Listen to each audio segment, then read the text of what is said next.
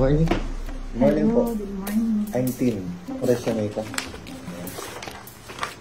So, tell me about yourself. Okay. Ako pala si Tim Sawyer. Sorry, English. I am Tim Sawyer. So, tell me about the challenges or conflict faced at work and how did you deal with it? Pwede pa ulit? Pwede pa ulit na. Medyo naano kasi ako. I'm asking you, tell me about a challenge or conflict you face at work and how did you deal with it? Yes. Huh?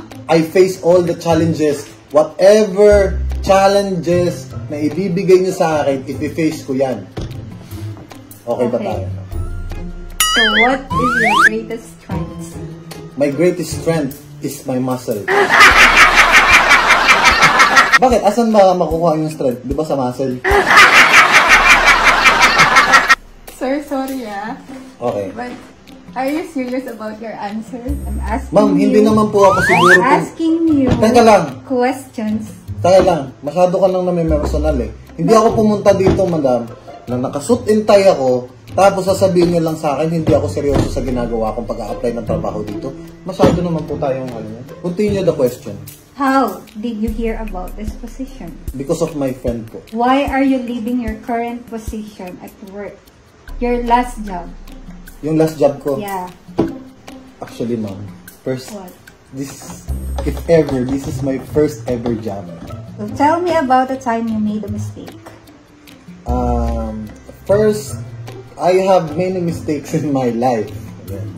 So what type of work environment do you prepare? What type of work environment? Do you prepare? I like forest. Forest? Di ba environment yun? I'm talking about work environment. Work environment. Gusto ko yung kahit anong environment. So how do you handle stress and pressure? I never get stressed. Oh really? Why? Yes. It's just nature in me. Oy, okay lang ba? Diba sabi ko akin to. Sinabi ko bang kumain ka? Sorry. Hindi ako na-stress. Kaaway ako ng stress eh. Kasi? Kasi nakakatanggal ako ng stress. Kaya natatakot yung stress sa akin. Parang virus na natatakot sa'yo. So describe your work style. I have many styles. Style like what? Hairstyles. But I don't have hairstyle.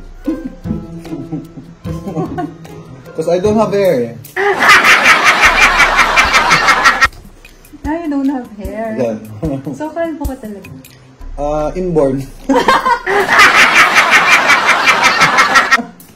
Kita mo, napapatawa na kita. So what motivates you? What motivates me every day, when I wake up, na nakikita ko kung gaano ko kagwapo sa salamin. Sana all. So tingin, Bakit? kanina ko pa sinasabi, hindi to sa'yo, akin to. Ba't mo nilagay sa mesa? Malamang, pagkain ko to, mesa ko to. Ini-interview ko applicants ka, pero hindi ko sinabing kumain ka. Did I tell you to eat? No. My nips? But did I tell you that I'm not willing to eat that? Pahingin na lang. Hindi ka naman man. Mura lang sa ito, malaki naman sahod mo dito eh. So what is your expected salary when I hire you? Okay, my expected salary lang naman is worth, at least mga range lang naman ng 50,000. Why 50,000? Do you think your work experience or your character is enough for that 50,000? Dapat nga, masobra pa eh. Maliit na nga yun para sa akin, ma'am. Kasi marami akong binabayaran buwan-buwan. Mga ino-order ko sa Lazada at Shopee. O umaabot din ba yun ng 1,000? Marami ako ino-order. O umaabot ba yun ng millions? Yes. Ng 100,000? Mm-hmm. A month? Mm-hmm. Alam mo sir, sorry pero medyo nababastutan na ako sa pag-i-interview ko sa'yo. Bakit? Hindi mo kasi ako nire-respeto, kain ka ng kain.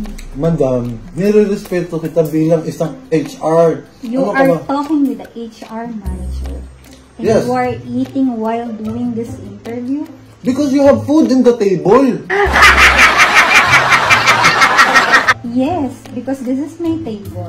Yes, and if you have food in the table, you have to eat. Tinuro ba ng nanay mo na kapag yung pagkain hindi sa'yo, huwag kang kakain ng basta-basta kung hindi ka inaalok ng pagkain. O sige, wag na. Hindi na ako kakain.